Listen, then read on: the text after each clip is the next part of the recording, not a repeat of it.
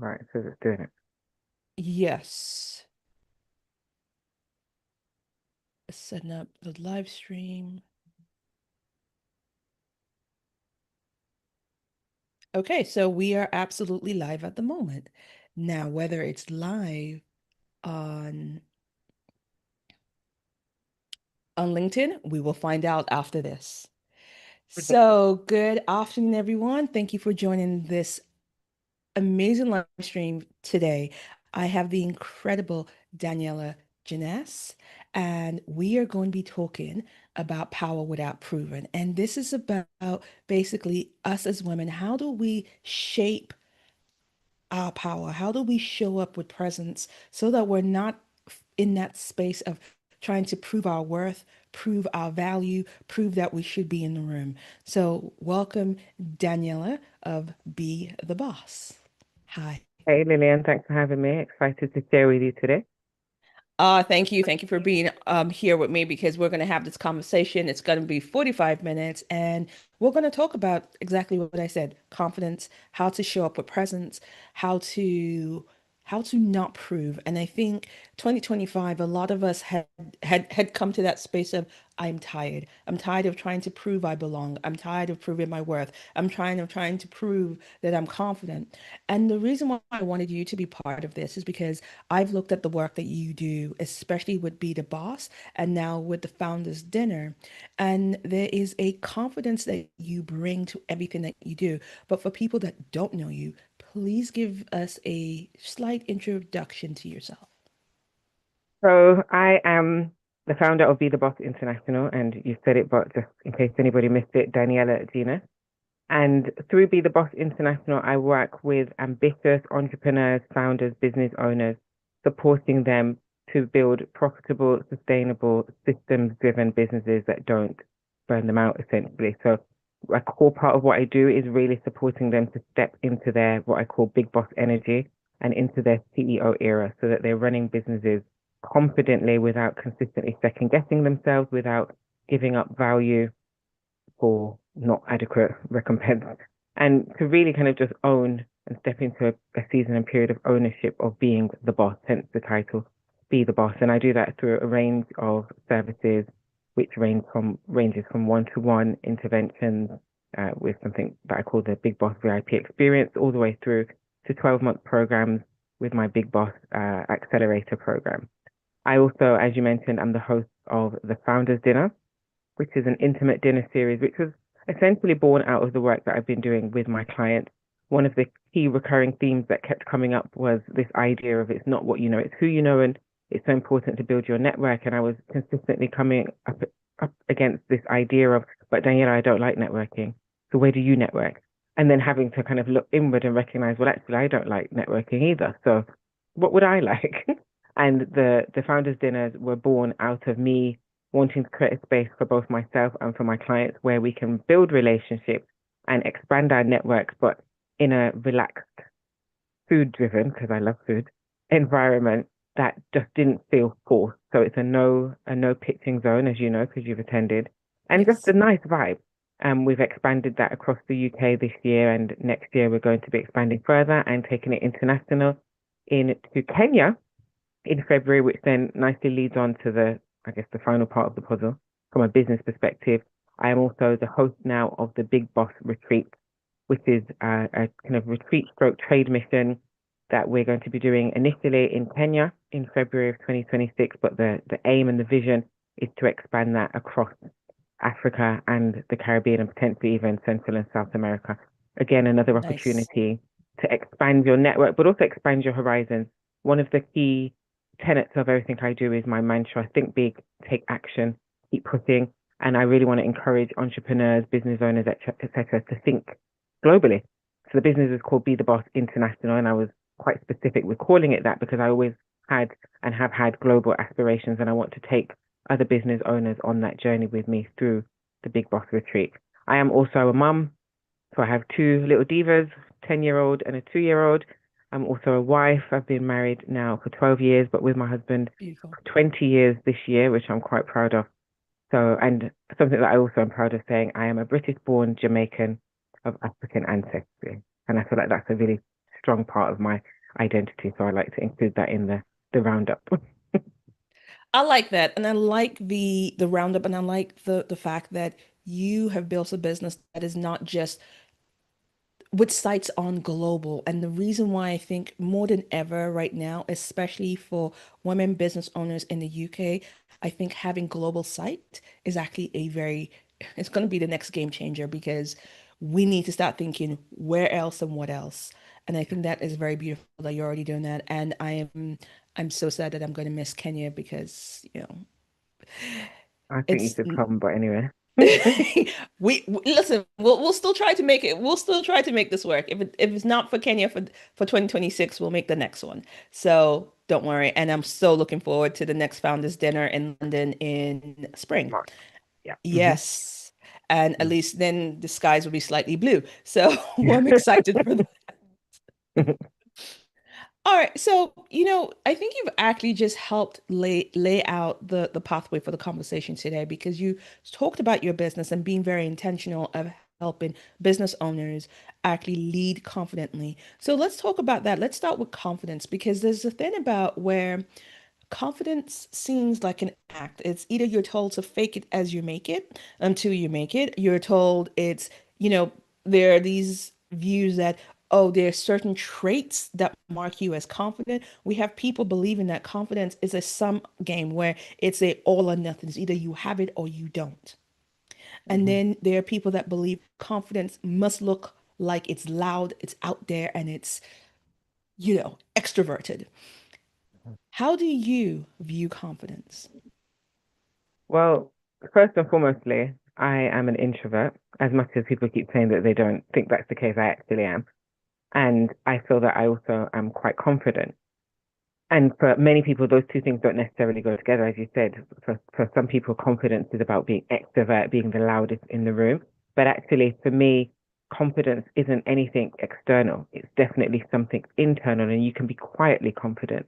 And Yes. actually, silent confidence for me is a very powerful one, because it's knowing, it's the belief, it's the understanding in who you are, what you possess, the value that you bring.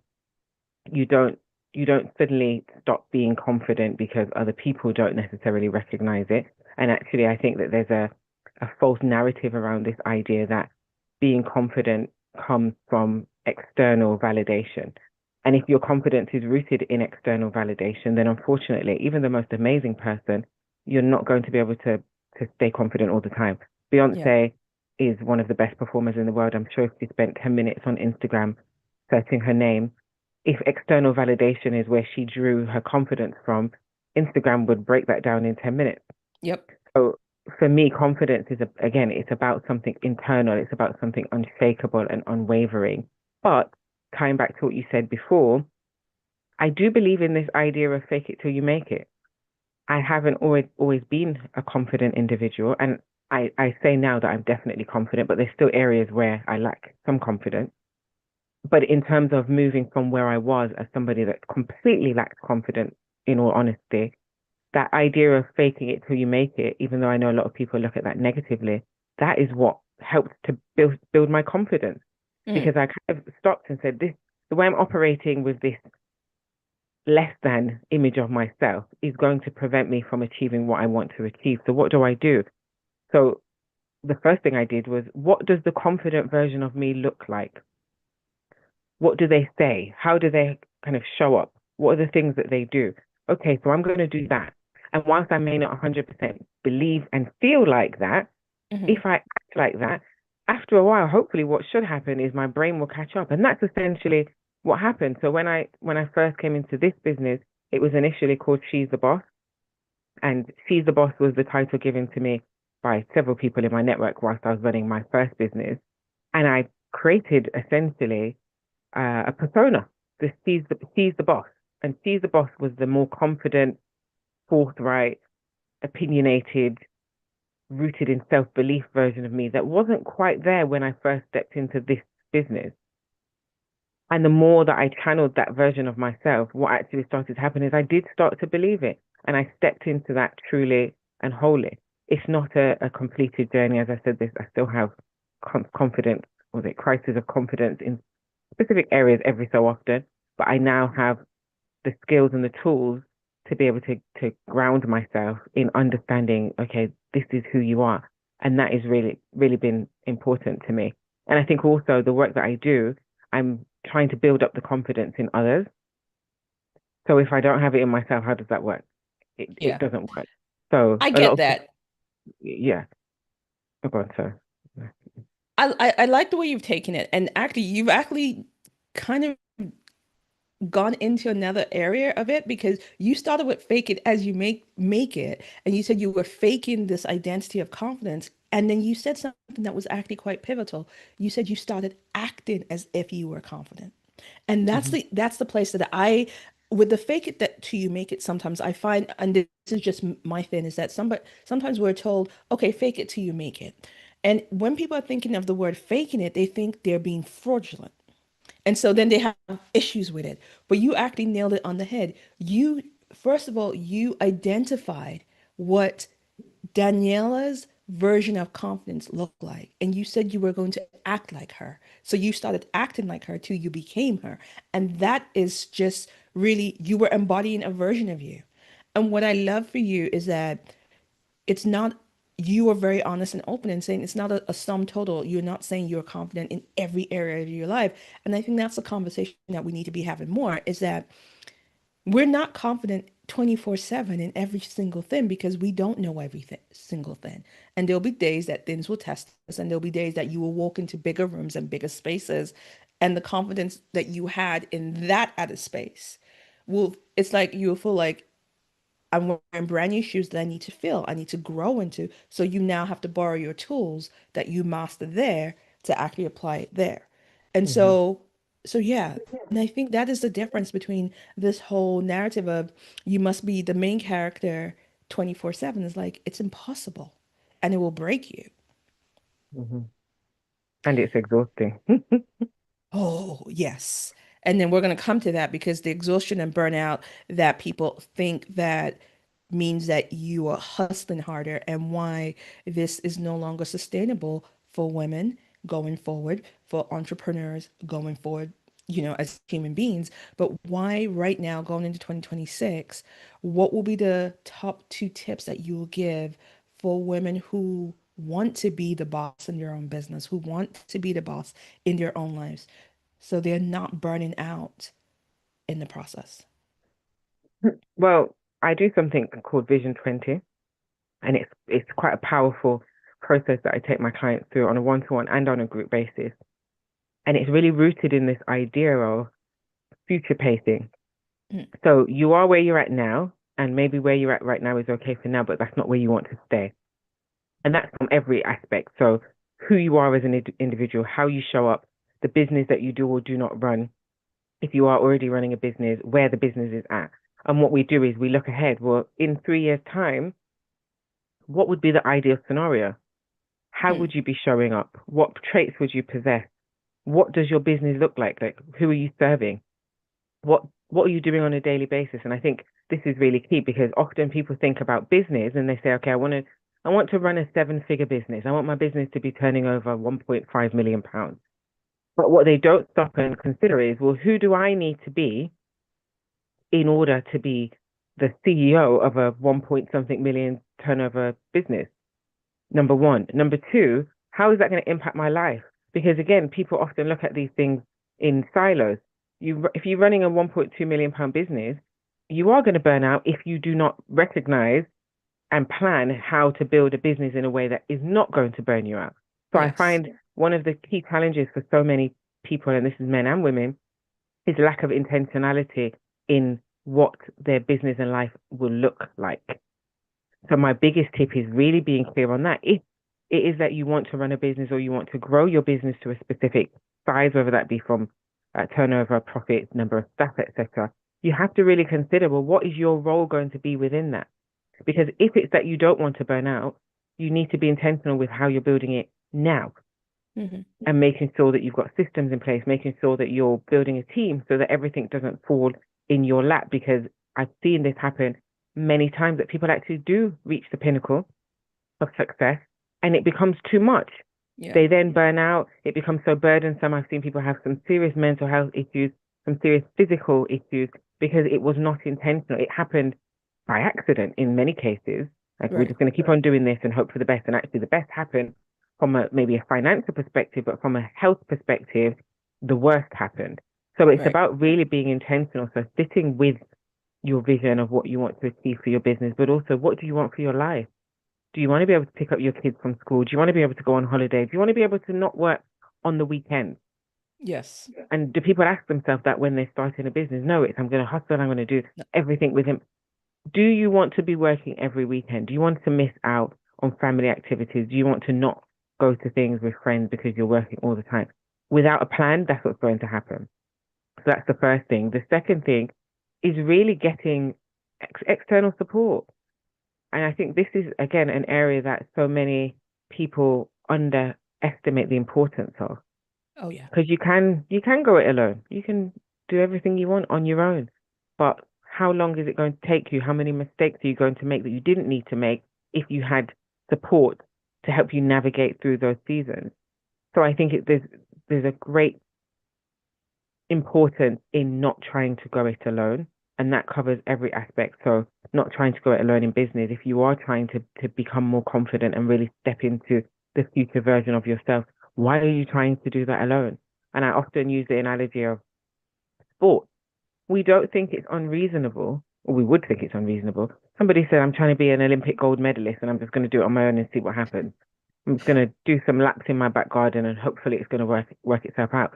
But in a business context, and even in a We're okay with personal doing that. development context, that's what everybody's doing. Like I'm just going to work, I'm going to see, I'm going to fall down and get back up. And why? Like, what's the reason? So I Well, think because, investing, it's a hustle mentality. We gotta, figure it out and be the boss by ourselves. And especially yeah, social media has sold, especially women, on that whole you are the queen and you have to be a queen that leads by herself. I'm like, where did you guys get this from? I hate it. I find it so disingenuous. Just tap into your energy and everything is going to come to you, but do you not have to do something to make that happen? Like, and I'm as somebody that believes in God, I'm a firm believer in prayer. I believe in visualization. I believe in all of those things, but I also believe that you need support, and you Yeah. cannot just manifest your way to success without doing the work and without getting the right support. And also, if you do try and do it on your own, it's not impossible, but you're slowing yourself down and you're adding unnecessary stress that doesn't necessarily need to be. And business is stressful across the board. Yeah. But if you have, whether that's an individual, a group of people, a mastermind, if you have people that can provide guidance, provide advice, who you can bounce ideas off, is actually, I did that and this didn't work. Why don't you try this? You're going to accelerate the speed at which you get to the destination with half of the road bumps. Absolutely. And I agree with that. And, and I tell people who say, oh, but, queens lead from the front, they lead by themselves. I go, yeah, but even queens have counsel. They learn from someone. So, no one is above that. And this whole idea that, we have to do it alone. And I go, the African proverb still stands. If you want to go fast, go alone. If you want to go far, go together. So that still stands. But even I always say that phrase, but actually, even hearing you say it, you're not going to get that fast if you go alone either. No. Because if you keep tripping up before you get to the point, then how fast are you going really? Trust me, and and this is something when I'm saying this is not just academic. This is my own learning because I did the solo route and I'm gonna solo it out and then I'm like, but everyone's getting ahead so much faster. And I've had to learn that lesson the hard way, not once, not twice, because I'm a little hard-headed. So I had to learn that lesson, which is why I am a proponent of having the right people at your table, not being the smartest in the room. Because if you're the smartest in the room, you're in the wrong room. Having people that will look at you and go, we love you. However, this is wrong. You Mhm, can be better. Let's hold you and help you get you on the right path. So mhm, you need that. You need people who have navigated that journey. I have a friend that says she will never take advice from anybody who hasn't already been where she wants to go. And you cannot get there sometimes without that help. And that is the truth. I'm gonna push back on what your friend said though. Go ahead. I hear that, but there are many people that are not where you're trying to go, but have potentially helped other people get there or failed on the way to get there and therefore can tell you how what not to do to get there. So I also believe in that. Like Cool. I've Yeah. had yeah, I've had support from people that are not in they've not got to where I want to get to be honest. However, they are great at helping people get there. And I think that's an important distinction to make. There's some people that just don't know what they're talking about, and there's many of those people. But for example, going back to the sports analogy, there's many coaches that have never been in the Olympics, but they've Yeah. trained Olympians. Olympians. Yeah. So And, yeah, you mentioned across the about your board. biblical background and how your faith is important to you. Let's look at Moses. Moses guided people and goes, I can't take you all the way there, but I can show you where you need to be, but I Hmm. can't take you there. Hmm. No, for sure. And that's a biblical principle. It's like sometimes, yeah. So I can see where you would push back on that. And that's an interesting way to look at it as well. And I'm glad that you've had those people in your world. And like you said, there are coaches who have coached Olympians who have never been Olympians themselves. Hmm. Yeah, so which is true. So if we move from that, because now that dialogue is okay, confidence is not a one game, it's not a sum or nothing game. It doesn't have to be extroversion presenting, and it can be quiet. And actually, if I was going to look at quiet confidence, it's something that we see it all the time. That quiet person who you may not notice them in the room at all, but when they get up to speak, you are blown away. Hmm. I call it, for me, is the Kathy Hughes effect. She's the founder of Radio One. People outside her circle don't know who she is, but she's one of the most influential women in broadcasting and media in the United States. Uh, but not a lot of people wouldn't be able to pick her face out of a lineup. Hmm. Hmm. And that sometimes is okay too, because there are people who, like you said, the introverts. And introverts, most of them are very confident people, just not in the way that the people assume confidence should look like. But also, sometimes the most extroverted people are the most insecure, and they use their extroversion as a mask to hide the insecurity. There's several people I know personally. I know for a fact lack confidence extremely, but present in an extroverted fashion. Right. I mean, you mentioned Beyonce. Beyonce, people assume, is a very extroverted person because we see Beyonce on stage working it and being her amazing best. But we know that she said it that when she started, she had to channel Sasha Fierce to be able Mm-hmm. to show up. So even Beyonce, that people will pin as this very confident human being, had to channel a whole other persona to show up and do her work. So, and there's nothing wrong with that as long as you know and you build what you need to build to actually hold you up to build that backbone. And I think that's the thing that when we're talking about this power without proven, it's about how do you build what I call the internal scaffolding that helps you show up so you're not collapsing, you're not bending under the weight of people's validation. You're not burning out in the process. You're not giving up your soul, aka your values, to be liked, appreciated, and seen. How do we do that authentically? And I'm having these conversations so that in 2026 we start looking at becoming for women who really want to enter that phase of becoming to recalibrate on who they've been, shape identities that actually builds them rather than depletes them. So how do you think for 2026? Now we're at the tail end of the year. I'm not sure how we got here, but here we are. How do we start preparing for a year that builds us, that doesn't deplete us? I think the first thing is boundaries, Mhm. setting boundaries and being really clear on what those boundaries are. Boundaries externally, so in how we engage with others, but also our own internal boundaries. How do we engage with ourselves? And I think that that's something that many women in particular don't spend time sitting and mapping out. And therefore, what then happens is that imaginary boundaries that were never stipulated get blurred or get crossed, way crossed over. bad English, but people don't observe them. And then now we end up at a disadvantage. So we end up Yeah, burnt out because we're doing extra because somebody asked us to do extra and we didn't tell them that actually my boundary is I'm I going this hear. far. So now we've gone this far because I want to people please and I want to seem nice. I want people to see the value in me. So I'm going to just do extra, extra, extra, extra so that I get validated. Really sitting down and being clear on what I am willing to accept versus what I am not willing to accept.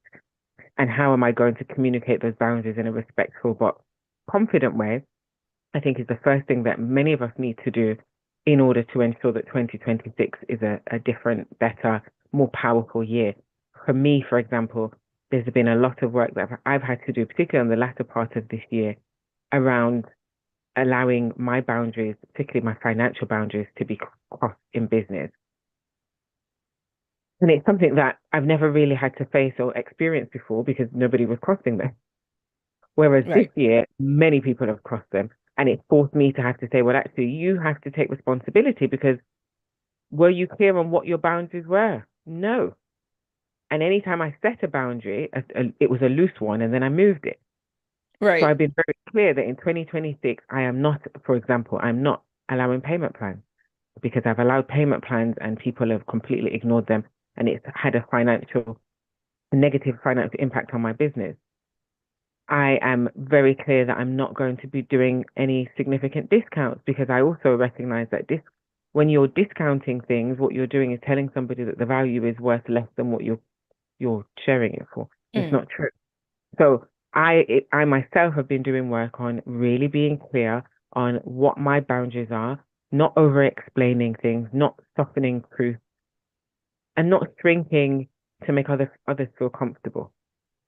And I think that many women need to really be clear on that for themselves in order to make sure that not even just 2026, but moving forward, that you're not placed at a disadvantage, which then is going to impact you financially, emotionally, spiritually, physically. Burnout are all things that can come from that mental health issues like Yeah. stress and pressure store in your body, and your body keeps the score. And if you allow boundaries to continually be crossed or leapfrogged over, you're the one that's going to be negatively impacted. So I Yeah. think for me, that is probably the key thing that I would definitely recommend. In addition to, again, just clarity, I think it's so important to have clarity on what we are striving for, what we are willing to do to achieve the vision, and what we are not willing to do. And that not willing to do thing is really important, and really being clear on having that written, documented, and revisiting it so that if somebody then does try to cross a boundary, we can refer to our boundaries. But if we ourselves try to cross our own boundary, we can reflect and say, well, I said I wasn't going to do this, so why am I doing it? Yeah. Like, what is going on here? So I'd say for me, I hope that answered the question. Oh, it They're does. the key areas that I think if you can get those two things sorted, everything else will kind of follow suit. Because even from a perspective of not having a business that's burning you out, that's over reliant on you. If you're clear that as part of my vision, what I'm not willing to do is Yeah. allow myself to be burnt out, then okay, well, what do I do to ensure that I don't do that? Well, I need to make sure that I build some systems. I need to automate. Maybe I need to work with a specialist who will do it for me if it's not my area of expertise. So I'm going to have to invest. So it's everything follows on from you being clear on your boundaries and being and getting clarity on your vision and what you are willing to do and what you're not willing to do to achieve it. You know what? I like that. And I think I'm going to add to that is also look at the identity of who you want to be. I've spent part of this year working on the science of change and neurochange and how we change and why we change, but then also understanding that we can do mindset work from now to eternity. But if your identity at the core is still the 7 year old who was hurt by someone, the 7 year old who was told to shut up, you are too loud, or the your identity is the hey, you were a frivolous 20-year-old with money, so you're bad with money. If you're still embodying that identity, all the mindset work is not going to change it because your identity is at the core. So for me, it's like, let's excavate the identity. Let's hold it up to the light. And then you can do the boundaries that you mentioned because only once you've excavated this identity, worked on it, and actually changed it, then you can put the boundaries in place. Because then you know that the boundaries will last because now you're not dealing with the 20-year-old who was bad with money. Now you're dealing with the 45-year-old, the 47-year-old woman who is accountable for her money, who makes better financial decisions. So she's going to make that boundary to say, I will not have my financial boundaries crossed. Make that a that is set in stone. It's not changing because the identity has shifted. So to add to those, I will say the identity work has to be at the core. So for Yeah. me is before 2026 opens its door to us, we should sit and own our identity and say, who is it that I'm going to be in 2026? For me to know who that person is going to be, I need to understand who I've been, Hmm. where Hmm. I've come from, what identity is still in the closet, being the puppet master running my show. Because we assume that we are the grown-ups running the show, but if we really look, sometimes what's running the show is the 10-year-old who is scared to be seen as the shy kid, or the shy kid who is like, who panics every time they have to talk. Then let's excavate that. Let's show that to the light. Let's then create a new identity. Let's show up as the version that we want to be. And then we put the boundaries, and then we can be clear, and then we can have a more solid 2026. I agree. And actually, going back to what I said before with kind of the vision work, it's all part of the work, right? Because you're so correct. Like we can not even we can set the boundaries, but the boundaries come from determining who it is that we want to be, who we want to step into. And this is why, for me, going back to the fake it till you make it, the phrasing is negative or people perceive it as negative, but it's the same thing. If we're saying that we're stepping into a new identity and we're leaving the old identity behind, that work does not happen overnight. It's impossible. No, You can have all the therapy in the world, but you're not going to wake up one day and say, hey, I'm my new identity and everything about the old one is gone. So to some level, we should be operating in the identity that is our preference while simultaneously trying to leave the negative or the unhelpful parts of our, I guess, previous identity behind. And what I believe is that we do that by being clear, by saying, well, this the new identity. Well, what are the boundaries that she will not accept? exactly. So it's not necessarily, and maybe I didn't phrase this correctly, but it's not necessarily about just setting the boundaries for me, who I am now. It's the boundaries for the person that I am becoming. Mm, So I know for me, the person that I am becoming, I've done a lot of work on being very clear on what that looks like. But part of that work is what are the boundaries that she is going to have? What you're not going to allow people to do to or against her? What is it that she's not going to do in relation to other people? What is it that she's going to say yes to versus what she will say no to? And that work has really empowered me to know that I'm going into 2026 renewed, empowered, and mm. not allowing people to take liberties with my financial boundaries. That is, listen, that is a good thing because you know what? People cannot play with your money. Um, Plain and simple. 2026 has no room for that. You were going to Kenya and you're building this international arm to your business, and your money needs not to be played with. So I'm here Yeah. for you keeping that boundaries. Hmm. Hmm. And so yeah, the identity you've nailed it on the head where you said you don't just wake up one morning and go, "Hi, I'm my new identity." Is we we slowly evolve. It's like shedding of the skin, and in that shedding and in that journey, there's one thing that I think you will say too is that there's compassion because the one thing I'm finding is that identity is the new identity is great until pressure comes in. And if you're not clear on who you are, what you are going to stand for in terms of those boundaries, you will instantly fall back to the old ways of being because the brain does not work on, hey, let me stand up. No, the brain works on very clear. These roles are well traveled. So when there's pressure, the brain is not trying to figure out, let me activate new ways of being. It's like, nope, I'm just going to shrink here and I'm going to follow this old path, which is your old identity, how you show up. And so for some people, it could be when pressure shows up, they will shrink and vanish.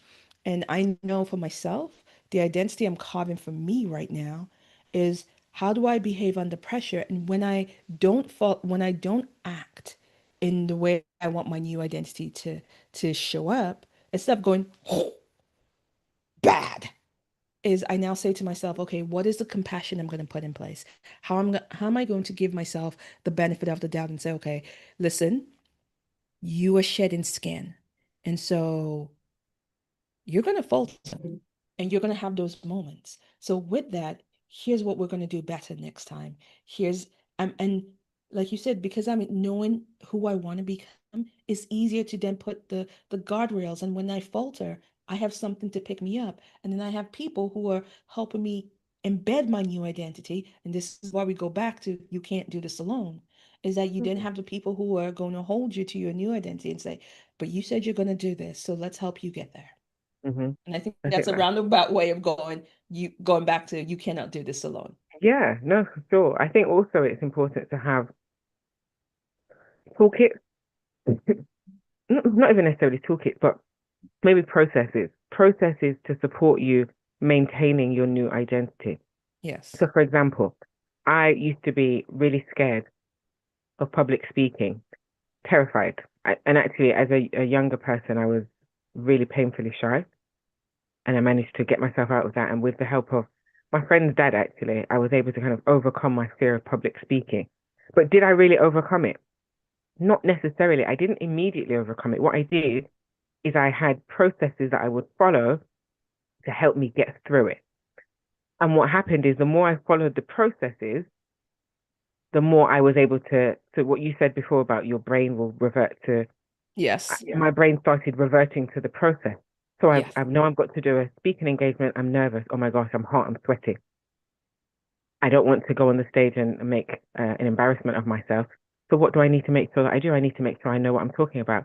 I also need to make sure I've got a strong opener. I need to engage the audience so that I have a moment to calm my nerves. So if you ever see me speak, particularly if it's in a really, I'm pretty okay now in smaller groups, but if it's in a massive setting, what you often see me do is I'll get right at the beginning, I'll get the audience to say something to me.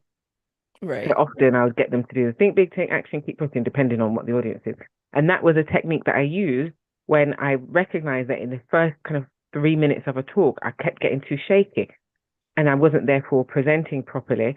But if I then got the audience to participate, it gave me time to calm my heart rate, to breathe through it, and then I could start again.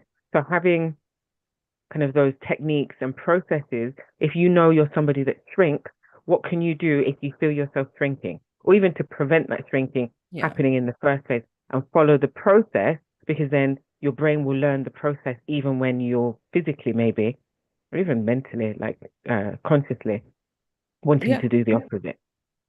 I mean, and that's the thing. So now you've given your brain a process, which then from a neurological standpoint becomes this default mode. So it knows, okay, so this doesn't mean she's shaky, she has to be in front of a room. She's not dying. She's just, so what do we do? Okay, so that's A, B, C, D, D. Okay, and it makes it simple. And so you're Mhm. not at that point trying to figure out how do I regulate no, you have a simple process. So let's start making it simple by creating these new identity processes. And these Yeah, are the things that are going to enable us, whether it's standing up to speak in front of a room, asking for that promotion, speaking in a meeting, however you need to show up. And it's not just about the shrinking, it's not just about the speaking, it's even with your intimate relationships, what are the processes you put in place to hold those relationships, to be that version of yourself that you need to be? Because all of this makes who you are going to be in 2026 and going forward.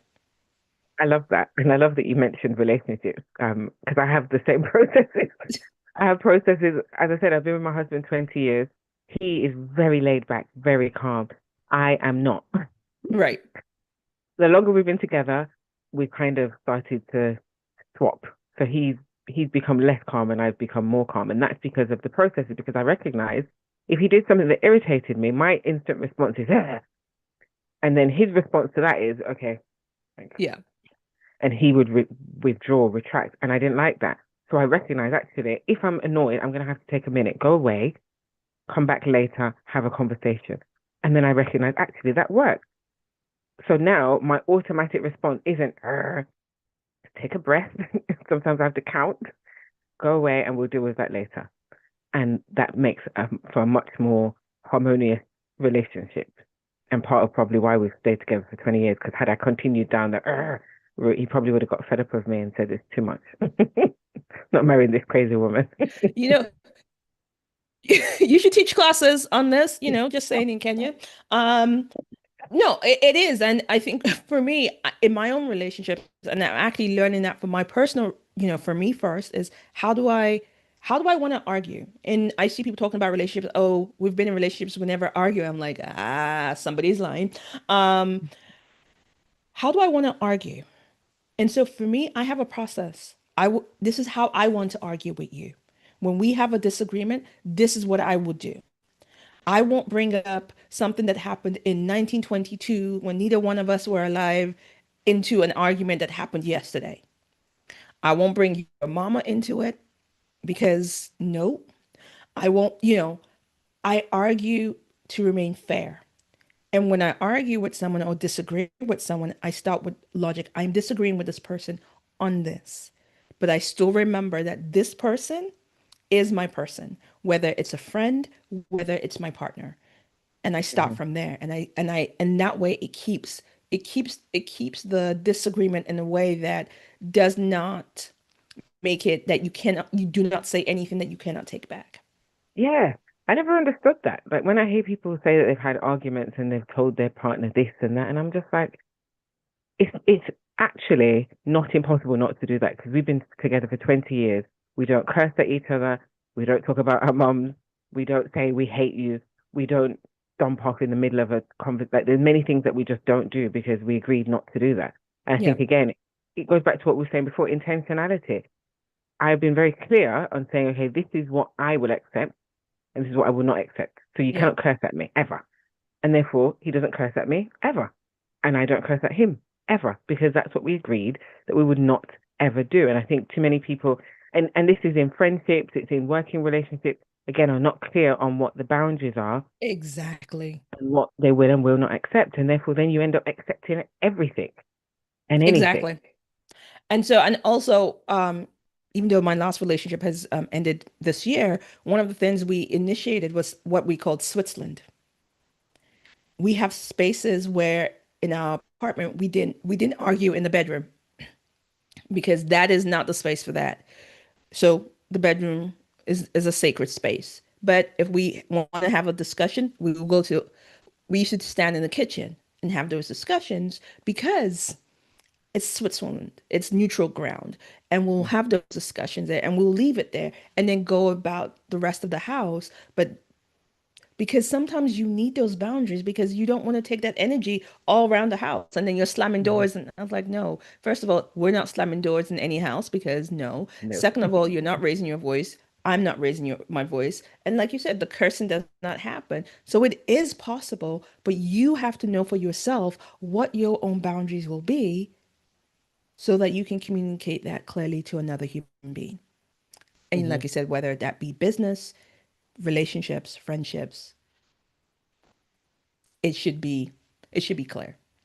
Yeah. So I want to say thank you, thank you, thank you for being on the discussion. And we have touched on quite a few different things. And I'm hoping that this has touched one person, two people, three, just for them to start thinking about who they want to be for 2026 and what they need to be in place, put in place to achieve that version of themselves, to start shedding their identities now so that they get crystal clear, they get clarity, they put the boundaries and show up for 2026. And please, please share the how people can find out about the founders dinner and your Kenya retreat as well. So the quickest way is to follow me on Instagram. If you're on Instagram, I'm at be the boss intl. If you want to find out more about the Founders Dinner, we're at the Founders Dinner on Instagram also. You can connect with me on LinkedIn, which is Daniella Genas, and that's Genas with a G. We have a registration page for Kenya, which is thebigbossretreat.com, and you can go straight there and all the information is there.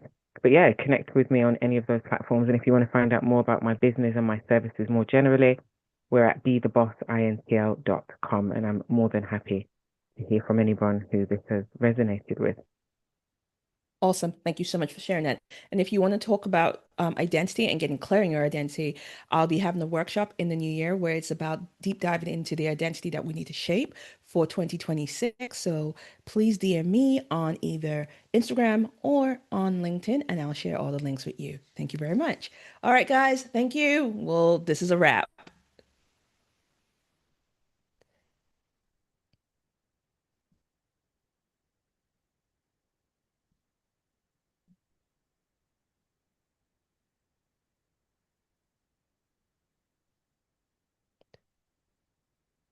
Okay.